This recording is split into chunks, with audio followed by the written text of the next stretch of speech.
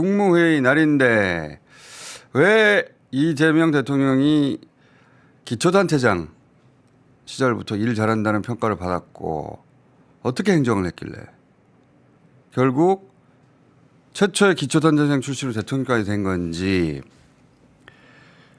이번 선거에 출마하는 모든 공직 후보들이 참고할 만한 국무회의였다고 봅니다. 그 관점에서 국무회의 한번 짚어봅시다 오늘. 자, 모두 발언 주제가 뭐였어요? 네, 헌법 개정안과 지방선거 관리에 대한 당부를 했습니다. 자, 먼저 들어봅시다.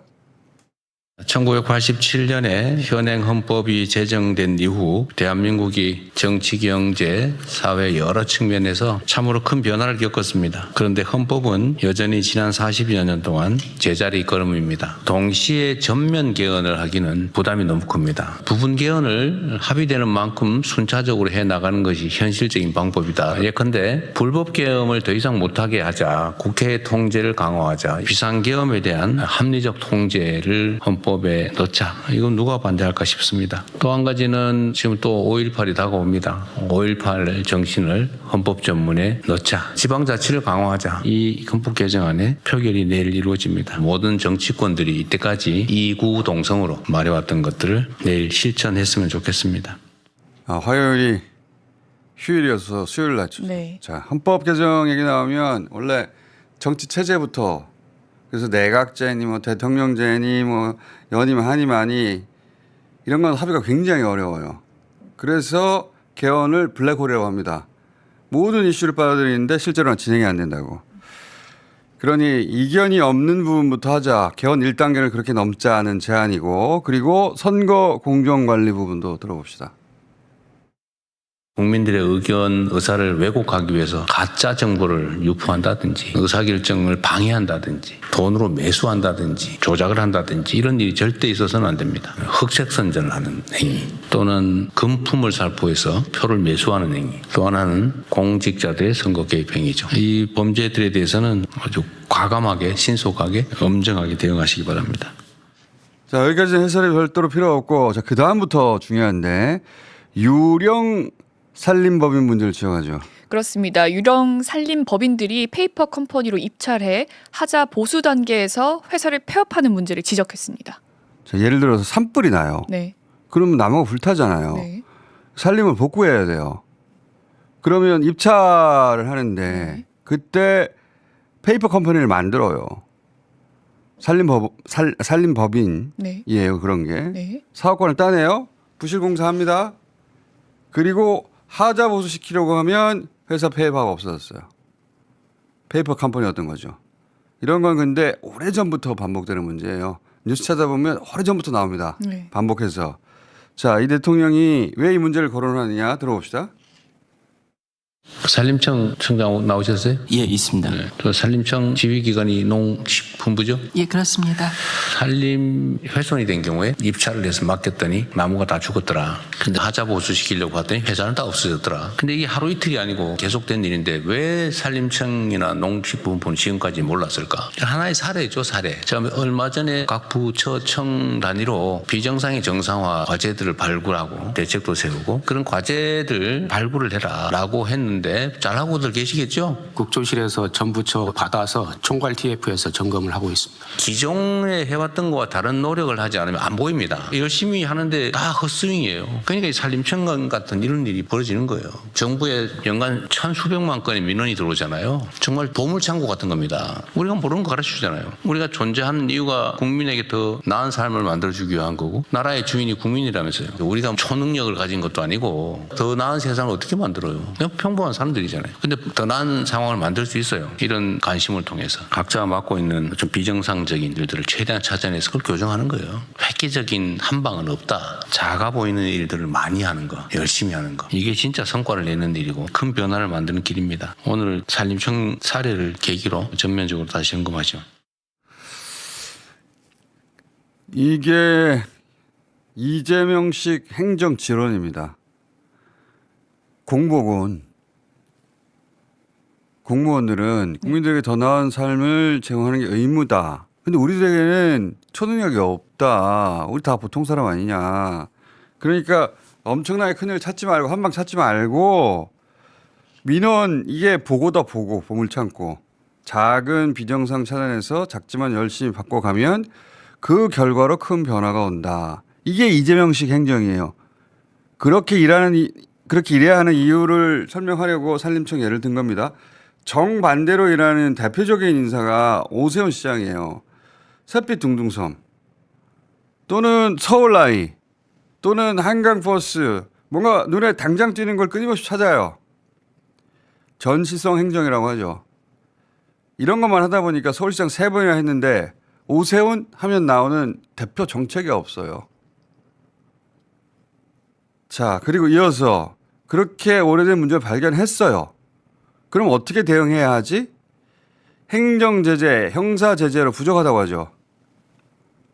네, 그렇습니다. 기존 제도는 오히려 부정부패의 원인이 되니 경제적 불이익을 주고 반드시 다시 체크하라고 합니다.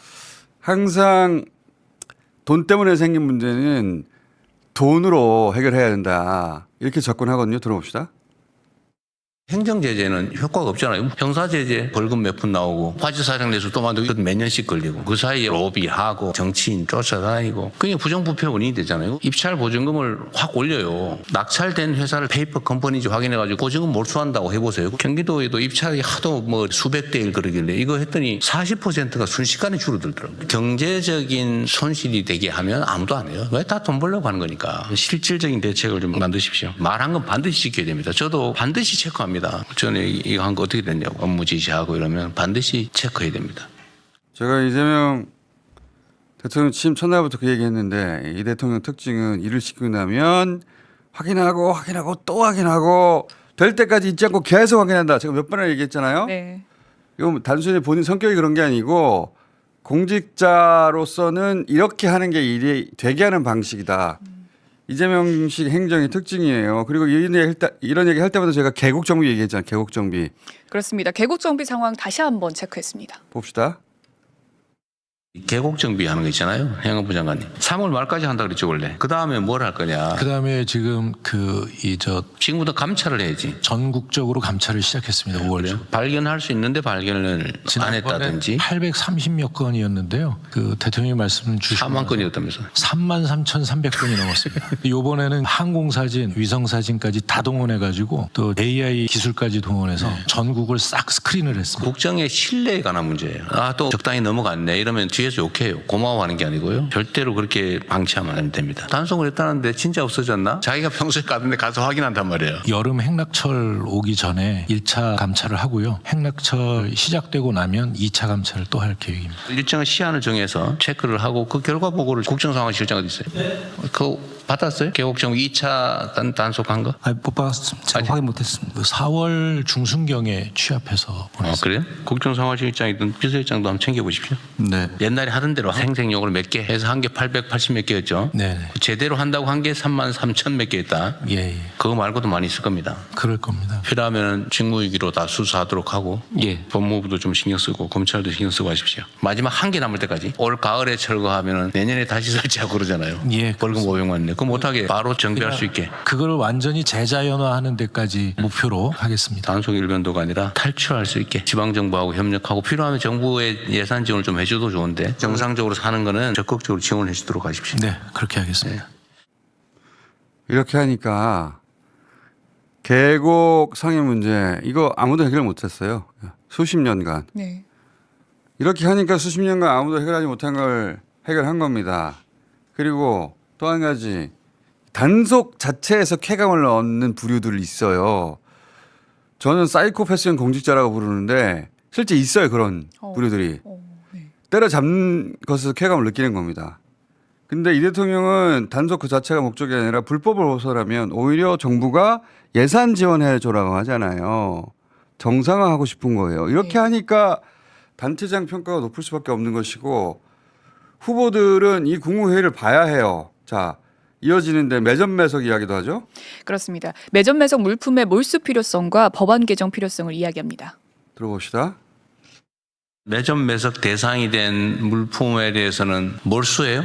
예, 몰수 가능하게 돼 있습니다. 근데 몰수를 하면은 그만큼이 물량이 잠기기 때문에. 식약처장입니다. 주사기 같은 경우에 온라인으로 팔 수 있게 하되 수사 의뢰는 하고 있습니다. 고발하면은 처벌하면 뭐예요? 매점 매석해가지고 30억 벌었는데 벌금을 1억 맞든지 과장 뭐 이런 사람이 대신 처벌받거나 이러면 회장은 돈 버는데 그러니까 계속하는 거예요. 몰수 조항이 있다면서요? 몰수는 가능합니다. 매점 매석하는 사람들은 걸려봤자 실무 책임자 가서 조사 한번 받고 벌금을 내든지 뭐 집행유예 받고 그것도 몇 년 후에 이익은 이익대로 남는데 왜 매점 매석을 안 하겠냐고요. 돈이 남는데 재판 끝나가지고 몇 년 후에다 하게 되면 이 있으나 마나한 조항이잖아요. 시장 질서 오히려 훼손하잖아요. 그럼 법률을 바꾸세요. 네, 관련 부처하고 한번 상의해서 진행하겠습니다. 별도로 보고를 이제 신속하게 하십시오. 네. 보통 공무원들은 고발, 적발 그럼 끝이라고 생각합니다. 그 다음은 사법체계가 담당할 일이라고 생각하죠. 네. 한편으로 맞는 얘기예요. 그런데 그렇게 고발을 했는데 왜 같은 문제가 수십 년째 해결이 안 되죠? 어떻게 하면 해결할 수 있지? 어떻게 하면 단속 실효성을 높일 수 있지? 이 대통령이 이 질문을 끊임없이 하는 거예요. 공직자는 그러라고 세금 주고 있는 거니까, 세금 주는 거니까. 다른 공직자들에게도 자신처럼 사고하고 행동하라고 요구하는 거예요. 계속해서. 그러면서 이런 문제를 해결하기 위해서 포상제도를 적극적으로 활용하는 얘기를 하죠. 네, 매점 매선 포상금을 높일 실효적 방안을 만들라고 지시합니다. 봅시다. 매점 매석을 신고하면 포상이 있어요, 없어요? 확인이 좀 필요합니다. 몰수되는 금액의 한 20%니 30%씩 지급하는 걸로 하고. 포상금 규정이 유연하지가 않아서 빨리빨리 만들기는 어렵다는. 어느 부처 소관입니까? 지금 기획처가 금융위하고 최종적인 이제 이견이 있던 부분까지 좀 마무리 단계에 있습니다. 신고 포상금 제도에 너무 인색해요. 이해가 안 돼요. 공익신고자 보호법에 포상금 규정이 존재하는데요. 공익신고자 보호법에 따라서 포상금 지급하고 있습니다. 그럴 경우에 포상금 수준이 매우 낮은 것 같아서. 환수된 금액의 10% 범위 내에서 그것도 주가 조작 신고처럼 한 30%를 올리시죠? 안 할 이유가 없잖아요, 그게. 왜 민간에는 10% 이상 주면 안 된다? 그게 이제 입법적 결단인데. 검토를 해보겠습니다. 한 50%씩 준다 그러면 매점 매석하는 회사 직원들이 다 그거 신고해가지고 돈 벌어서 평생 먹고 살 텐데 그 어느 회사에서 할 수 있겠어요? 일반 예방 효과로는 최고일 것 같은데 범죄 예방해서도 좋고 개인은 돈 벌어서 좋고 소득 재분배에도 좋고 시장 활성화에도 좋고 안 할 이유가 없어 보이거든요. 실효적인 방안을 만들어서 내보세요. 예, 그렇게 필요하면 제도를 바꾸면 되고요. 예. 자, 제도를 실효적으로 만들라. 포상금 왜 적게 주냐. 포상금 많이 주라는 겁니다. 아까하지 말고. 너무 당연한 얘기 같아요. 자, 그리고 이어서 경자 유전 원칙. 몇 달 전에 한번 얘기했었잖아요. 농지는 농사를 지을 농민만 소유하게 한다. 헌법 정신이에요. 네. 이 문제 또 거론합니다. 그렇습니다. 기존 농지법의 한계를 지적하면서 개선 방안을 마련하라고 지시합니다. 직불금 가지고 임차농하고 지주하고 많이 싸웠잖아요. 그렇습니다. 요새는 문제가 해결이 된 거예요. 은폐되어 있는 거예요. 은폐되어 있는 것도 있다고 생각합니다. 전에 어디 계약서, 경기도 예. 어디 갔더니 다 임차농이래. 근데 우리가 그 얘기를 어떻게 합니까? 그게 드러나면 자기는 다음에 농사 지을 기회를 박탈당하기 때문에 맞습니다. 그냥 오면 주인이 하고 있다고 우리 확인해 주고 제3자가 경작을 하더라 또는 딴 용도로 쓰고 있더라 등이 발견이 되면 처분 의무를 부과한다는 거 아니에요. 농사를 짓던지 대책을 세워라 대책을 라고 하면 세워라라고 하면 처분 의무고요. 이렇게 이제 된 경우에는 3년 동안 계속 작용을 하면 면제가 된다 그 말이에요. 처분, 그러면 그러니까 딱 발견이 되면 3년 동안 아무것도 못하고 지켜봐야 되네. 3년 동안은 그래서 나무를 심기도 하고 이제 여러 가지 방식이 있는데요. 그러면 자치단체장 한 사람이 의혹을 가지고 다 발견을 해서 3년째 가서 농사를 싹 지어. 그러면 면제되는 거 아니에요? 이거? 처분 의무가 소멸됩니다. 그러면은 그 단체장 임기 지나버리네. 또 있어요. 이게 있으나 마나한 이 제도인 거예요 이게. 그 다음에 또 방치를 해. 그래가지고 한 5년 후에 또 걸렸어. 그래서 3년 지난 다음에 또 한 번 농사 짓는 척해. 그러면 소멸이 돼서. 그 다음에 또 안 걸리면 그냥 끝까지 가고 이렇게 되는 거예요? 다음에 또 걸리면 예. 모르겠죠. 생각 안 해봤지. 예, 거기까지는 생각 안 해봤습니다.